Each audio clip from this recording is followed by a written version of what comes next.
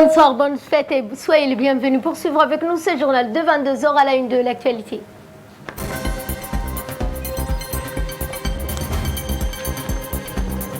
Une forte délégation est en visite dans le centre de quarantaine à Ali Sabieh.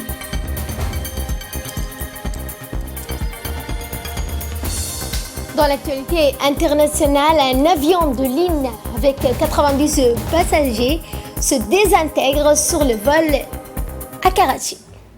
Bonsoir à tous, nous entamons ce journal avec ce vœu du chef de l'État Ismaël Omar Guelleh. Comme à l'accoutumée de la Eid al-Fitr, le chef de l'État s'est exprimé ce vœu de santé, de bonheur, de prospérité à ses compatriotes. Le chef de l'État, je le cite, a dit « Je forme le souhait que la Eid al-Fitr soit pour nos compatriotes et citoyens un couronnement réussi à l'intense piété et recueillement spirituel auquel ils ont l'habitude de s'assigner durant le mois béni de Ramadan », a déclaré le chef de l'État. Dans son vœu à la nation, le président Guelleh a tout d'abord émis le souhait et l'espoir prompt rétablissement à ses compatriotes malades et celui d'un rapide accès au circuit économique et ceux qui sont en proie aux précarités. Il a émis également le souhait de mettre à profit cette occasion pour exprimer ses sincères remerciements et l'expression parfaite de sa reconnaissance à l'ensemble de ses compatriotes engagés au premier front dans la lutte contre la pandémie du coronavirus sous nos cieux. Je forme le souhait tout autant rendre hommage à nos forces armées et de sécurité et à l'ensemble d'autres départements engagés de près et de loin dans le combat salvateur de notre société dans cette maladie redoutable, a poursuivi le président Guelleh. C'est pourquoi j'exhorte, a dit le chef de l'État, nos compatriotes à respecter et souscrire nos consignes de nos professionnels de santé, à éviter le comportement de nature à compromettre leur vie et celle de leurs familles et proches. Je suis fière, comme d'autres époques de son histoire, que notre nation ait appréhendé les défis, notamment économiques, lancés par la maladie du Covid-19 sous le signe de la cohésion sociale. Et c'est par ailleurs réjoui le président Guelleh. Le confinement adopté n'eut aucune conséquence sur le travail des employés, aussi bien dans le public que dans le privé. Et l'élan de solidarité nationale entrepris sous l'égide du chef de l'État a permis une prise en charge optimale de nos compatriotes du secteur informel. Il s'est félicité, le chef de l'État, et a également formé le vœu sincère que le coronavirus devienne rapidement un souvenir lointain pour notre société.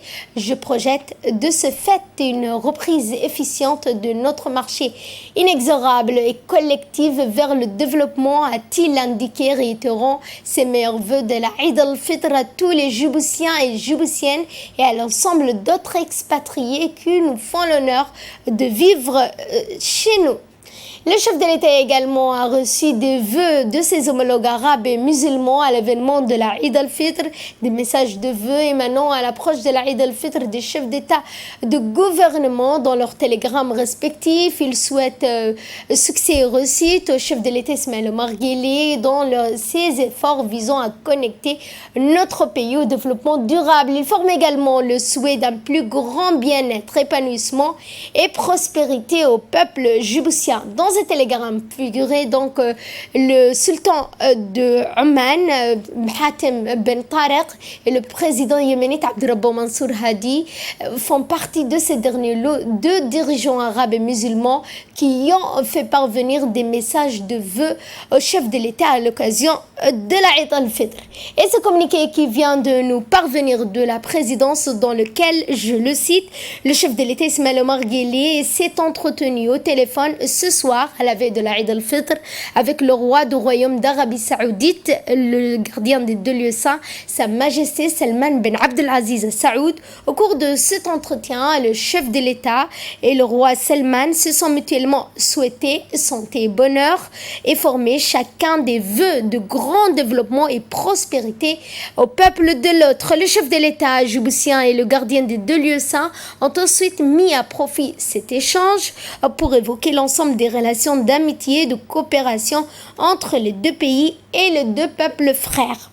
À ce sujet, les deux dirigeants ont convenu d'œuvrer au renforcement des liens déjà privilégiés et stratégiques qui existent entre les deux nations sœurs. Le président de la République et le roi Salman Ben Abdelaziz ont par ailleurs dédié un autre volet de leur entretien à la pandémie de Covid-19 et aux modalités de coopération technique de solidarité. Les deux pays doivent souscrire en vue d'une plus grande protection des populations des deux nations.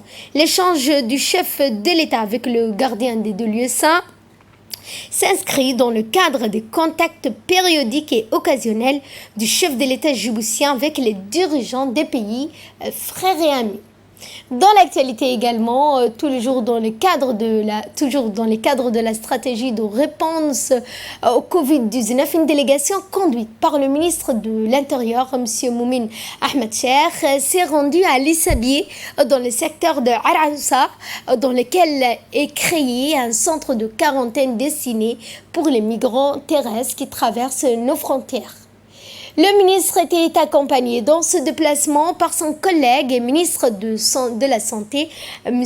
Mohamed Ouarsama Dirye, la coordinatrice résidente du système des Nations Unies à Djibouti, Mme Barbara Menzi, la représentante de l'OIM, le secrétaire exécutif de l'ONARS, Hussein Hassan Darar, le préfet de la région d'Ali Sabié, M. Moussa Adan, et le directeur de l'hôpital régional d'Ali Sabié. Ce centre de quarantaine pour les migrants est géré par l'ONARS en collaboration avec la police nationale et la préfecture d'Ali Sabié et l'OIM. Tous les migrants qui traversent nos frontières vont passer ce site pour être testés et soignés. Les cas détectés positifs au Covid-19 devront être ramenés chez eux dans ce centre de quarantaine durant la période de traitement de 14 jours et seront rapatriés dans leur pays. Dès leur arrivée, l'équipe de l'OIM et l'ONARS ont procédé à la distribution de masques et de de Bok et de Tadjoura. Nous travaillons très étroitement avec la préfecture d'Ali Sabié, avec le ministère de l'Intérieur, le ministère de la Santé, également nos partenaires de l'ONARS, pour nous assurer que ces gens restent en quarantaine pour 14 jours dans des conditions dignes et qu'ils puissent, on l'espère, rentrer de façon volontaire chez eux une fois la période de quarantaine passée. Les opérations de contrôle menées conjointement par les ministères du Travail et celui du Commerce se poursuivent dans la capitale. Objectif de ces actions est d'appliquer les gestes barrières pour lutter efficacement contre la pandémie du Covid-19, surtout dans les lieux de commerce. En cette période préparative de l'Aïd al-Fitr, la population effectue ainsi les derniers achats, se regroupe massivement dans les magasins. L'inspection générale du travail et les cellules de commerce ne ménagent aucun effort pour accomplir leur mission de contrôle qui est de sensibiliser d'une part les commerçants et d'autre part les clients. Ces contrôles se poursuivront et seront intensifiés durant cette période de crise.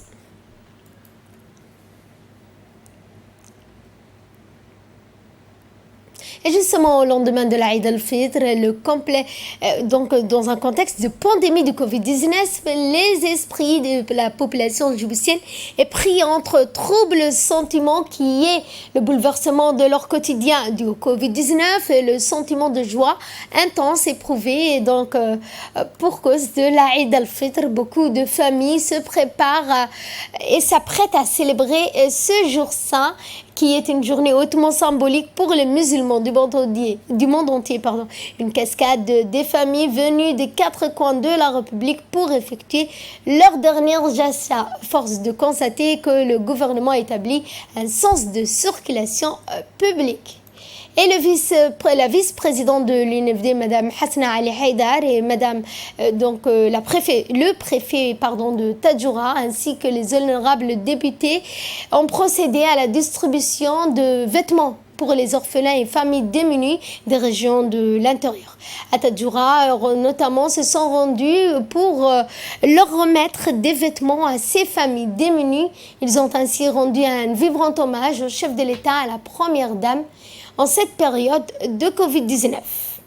Et le président du syndicat des bus et minibus informe les particuliers, les usagers, que les activités de transport en commun seront interrompues demain, dimanche 24 mai, et reprendront donc leurs activités le lundi 25 mai 2020. Cette mesure est destinée à réduire la transmission et la progression du Covid-19 sur le territoire national.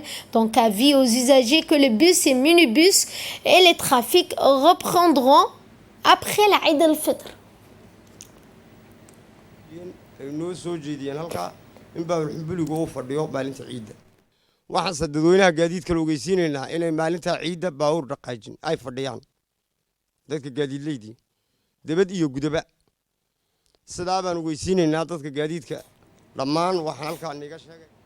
Et ce rapatriement des tabliques djiboutiens depuis le Pakistan. Ce matin, Air Djibouti a effectué un vol de rapatriement pour permettre à 104 tabliques djiboutiens bloqués au Pakistan de rentrer chez eux.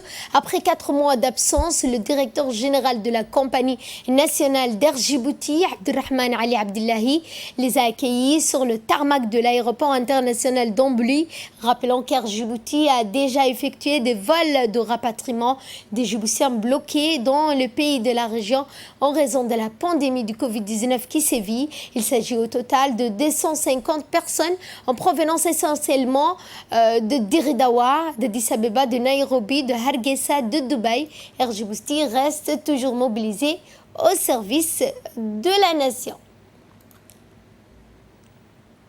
اللهم ارفع مقتك وغضبك عنا ولا تؤاخذنا بما فعل السفهاء منا وآمنا في أوطاننا وول أمورنا خيارنا ولا تول أمورنا شرارنا واجعل ولايتنا ولاية المسلمين في مخافك وتقاك وتبع رضوانك يا ذا الجلال والإكرام ومصلح أئمتنا ولاة أمورنا ومصلح أئمتنا ولاة أمورنا ومصلح أئمتنا ولاة أمورنا واجعل ولايتنا ولاية المسلمين في مخافك وتقاك وتبع رضوانك يا ذا الجلال والإكرام.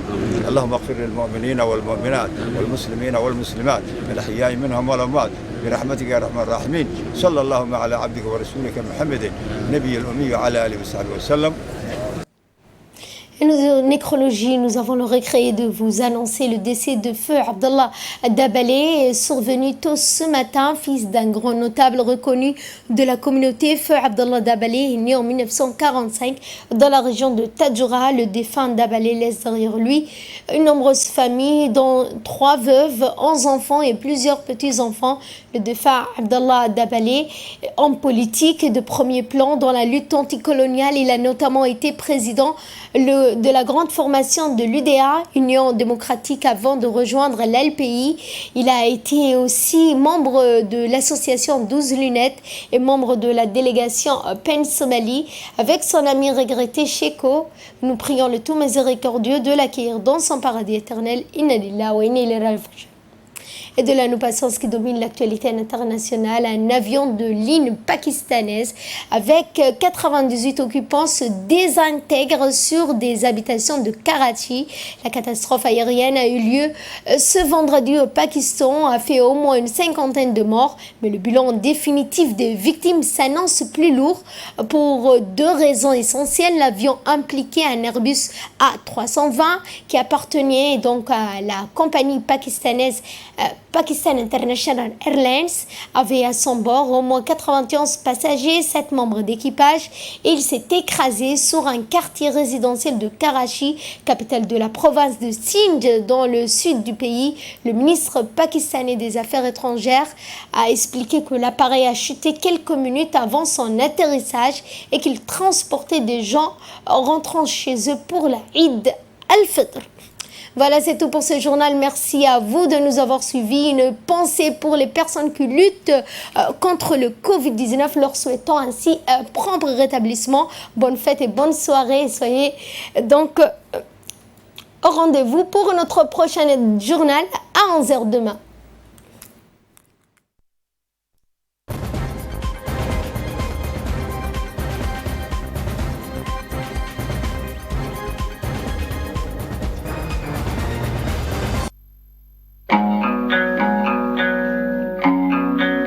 Le ministère des Affaires musulmanes, de la Culture et des biens Waqf communique que les lieux de culte accueillent les fidèles pendant les heures quotidiennes de prière à condition de respecter des gestes barrières dans les mosquées. Matériel de protection. Exigence de port du masque ou foulard pour hommes, imama pour les fidèles au sein des mosquées. Ablution à la maison, fermeture des toilettes et les locaux d'ablution. Tapis de prière. Exigence de port des tapis de prière aux fidèles. La distanciation sociale. La distanciation sociale au sein des mosquées est minimum 2 mètres entre les fidèles.